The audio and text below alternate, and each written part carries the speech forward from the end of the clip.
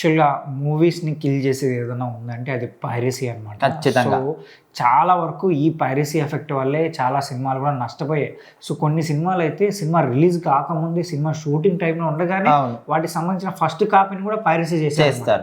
So ఇలా జరగడం వల్ల ఏమవుతుందంటే ప్రొడ్యూసర్లు నష్టపోతారు, ఆ మూవీకి వర్క్ చేసే టెక్నీషియన్లు నష్టపోతారు, ఆ మూవీకి వర్క్ చేసే ఇప్పుడు చిన్న చిన్న ఆర్టిస్టులు కూడా నష్టపోతారు అనమాట.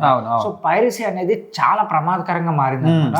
అంటే ఒక సినిమా అంటే 24 క్రాఫ్ట్స్, ప్రతి ఒక్కరికి అది మేకప్ దగ్గర నుంచి డ్రెస్సింగ్ దగ్గర నుంచి సినిమా అవుట్పుట్ వచ్చేంత వరకు ఎంతమంది వందలాది మందికి ఉపాధి దొరుకుతుంది. సో ఈ వందలాది మంది కష్టాన్ని ఒక సినిమా రూపంలో 3 గంటల సినిమా రూపంలో బయటకు వస్తే దాన్ని పైరసీ రూపంలో పబ్లిక్ అందించి సో అసలు అంతమంది వందల మంది యొక్క కష్టాన్ని మాత్రం చెడగొట్టేస్తున్నారని చెప్పుకోవచ్చు.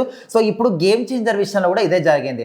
అంటే సినిమా రాకముందు కూడా ఇప్పుడు సంక్రాంతి 3 సినిమాలలో సినిమాలు రాకముందు నుంచి కూడా మాట్లాడుకుంటే గేమ్ చేంజర్ సినిమాకి హై లెవెల్లో బజ్ ఉన్నది, అందరూ కూడా ఎక్స్పెక్టేషన్స్ పెట్టుకున్నారు. సినిమాకి కూడా పైరసీ చేస్తారు, కానీ అదేంటంటే ఒక థియేటర్ ప్రింట్ అలా పైరసీ చేస్తారు. బట్ ఏంటంటే గేమ్ చేంజర్కి ఎక్కడ నష్టం జరిగిందంటే హెచ్డి ప్రింట్నే, ప్యూర్ హెచ్డి ప్రింట్నే పైరసీ చేశారు.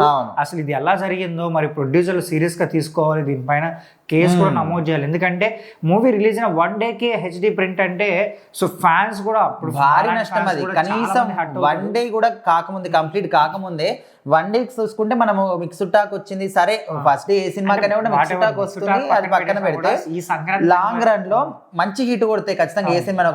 కొంతమంది స్లోగా ఎక్కుతుంటాయి. సో ఆ విధంగా మీరు ఇక్కడ సెకండ్ డేకి ఈ విధంగా పైరసీ వచ్చిందంటే మూవీ మొత్తానికి ఖచ్చితంగా ఒక సినిమాని కాదు ఏ సినిమా అయినప్పటికీ కూడా ఈ విధంగా పైరసీలు వస్తే ఖచ్చితంగా సినిమాకి భారీ నష్టం అనమాట. ముఖ్యంగా గేమ్ చేంజర్ సినిమాని భారీ బడ్జెట్ తో నిర్మించారు. సో అదంతా కూడా పక్కన పెడితే ఇప్పుడు పైరసీ రావడం విషయం దాని నిన్నటి నుంచి ప్రతి ఒక్క ఫోన్ లో సోషల్ మీడియాలో ఫేస్బుక్ లో వస్తుంది. ఇంకా సరే మీరు పైరసీ చేశారు, ఎవరైనా ప్రైవేట్ గా చూస్తున్నారంటే అది కూడా కాదు, పబ్లిక్ ప్లేస్ ఇప్పుడు ఈ రోజు నుంచి బస్సులలో కూడా సినిమాని చేస్తున్నారు అనేది మరి ఘోరంగా.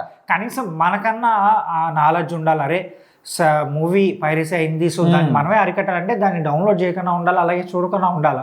అలాంటిది మీరే ఎంకరేజ్ చేసి అలా పబ్లిక్ ప్లేస్లో ఒక బస్సులో మూవీని చూపించడం అనేది కరెక్ట్ కాదు.